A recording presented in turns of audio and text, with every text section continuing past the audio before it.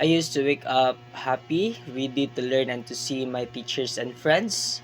But the feeling of sitting in a classroom is feeling away ever since they took over girls can't go to school anymore. We can't have jobs or drive. They took away our freedom.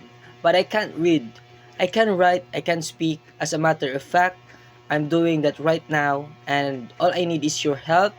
Every time you dislike school or don't want to go just because you don't feel like it, think about us. Think about those of us who are not able to attend just school just because some men we think we don't deserve to be treated like human and have basic human rights. We have girls in Afghanistan who watch our brothers and cousins get an educations while we just stand there leaning on the front of door frame wishing it was us.